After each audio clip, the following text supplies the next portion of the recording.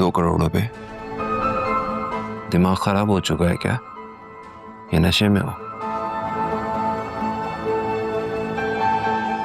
जानते भी हो 2 करोड़ रुपए कितनी बड़ी रकम होती है?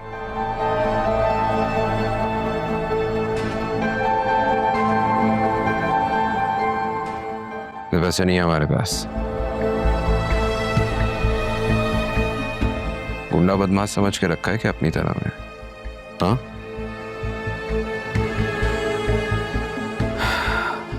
एक तो तुमने मेरे भाई के साथ बगैर किसी कॉन्ट्रैक्ट के बिजनेस किया है।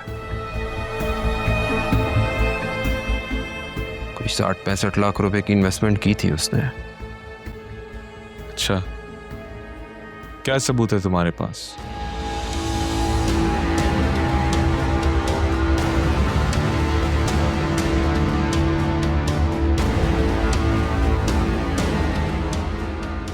पीछे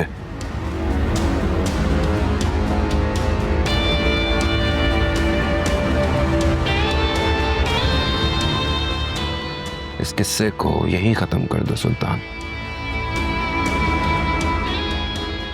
हमें तुम्हारे साथ मजीद कोई बिजनेस नहीं करना है। Am I clear?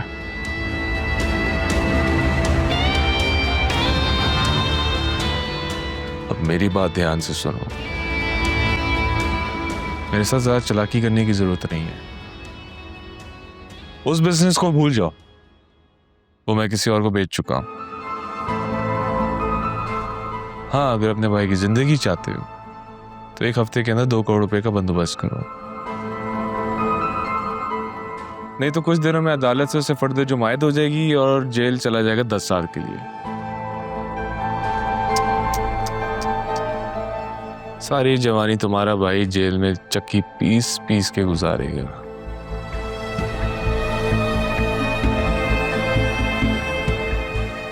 मेहमान को बाहर छोड़ के आओ।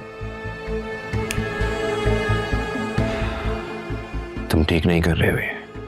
तुम जाओ और पैसे का बंदोबस्त करो जाके। पछताओगे।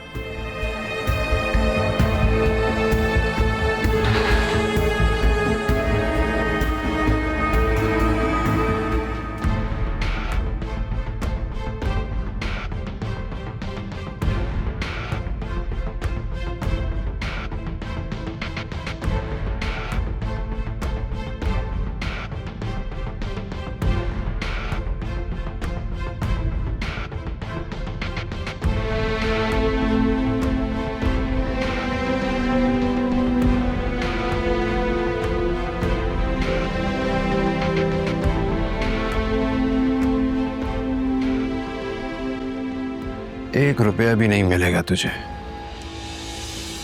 समझे?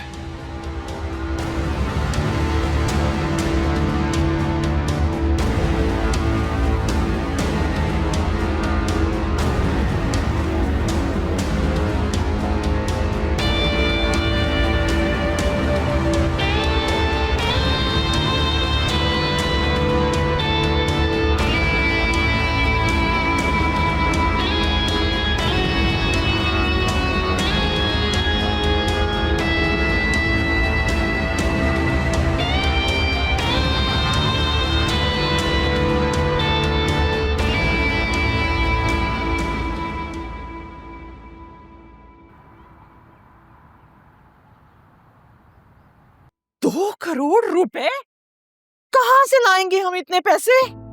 2 नंबर आदमी है वो, बहुत ऊपर तक ताल्लुकात है उसके, ऐसे ही लोगों को लूटता है वो। पुलिस भी उसके साथ मिली हुई है, बड़ी मुश्किलों से उससे मुलाकात हुई है, वरना वो मिलता भी नहीं है ऐसे किसी से। खुदा गारत करे उस सुल्तान को।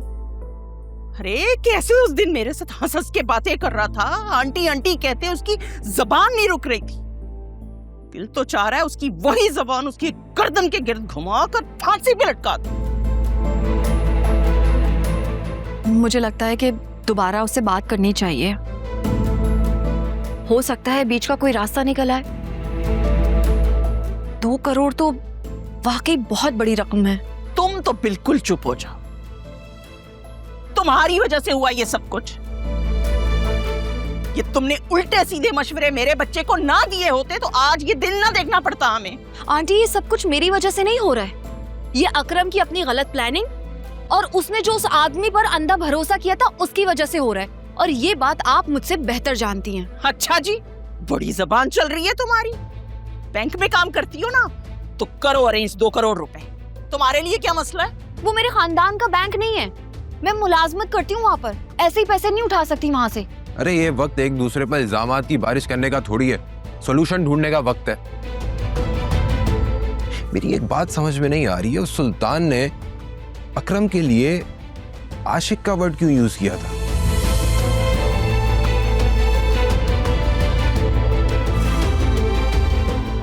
क्या इन दोनों के दरमियान लड़ाई की वजह कोई लड़की है?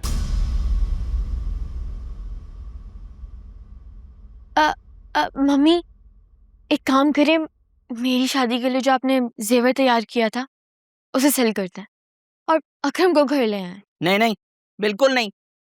फिर तुम्हें क्या देकर ब्याहेंगे भाई? कतरा कतरा दरिया बनता है। मेरे पास भी कुछ कैश है और ज्वेलरी भी है, वो भी ले लें।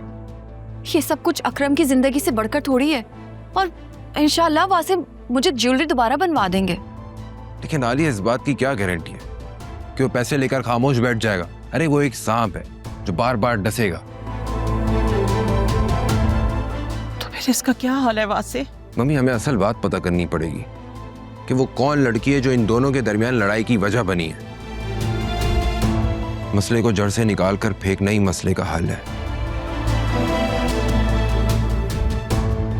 दरख्त के तने कितने ही काट दिए जाएं, अगर जड़ मौजूद हो तो वो तने फिर से निकल आते हैं, पहले से ज्यादा मजबूत होके बड़े होकर निकलते।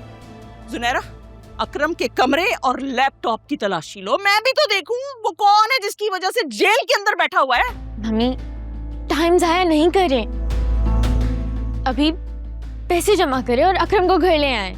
हाँ, फिलहाल तो हमारे लिए एक एक मिनट बहुत कीमती है। ये इन्वेस्टिगेशन तो बाद में भी होती रहेगी। नहीं, मुझे पूरा यकीन हो गया है कि मामला कुछ और है। याद नहीं है, अकरम ने पेडल कोड का नाम भी A&F रखा था, और जब हमने उससे पूछा था कि ये F कौन है तो कैसे बात घुमा रहा था वो। ये F नाम की लड़की वही है जिसकी वजह से ये सारी लड़ाई हो रही है।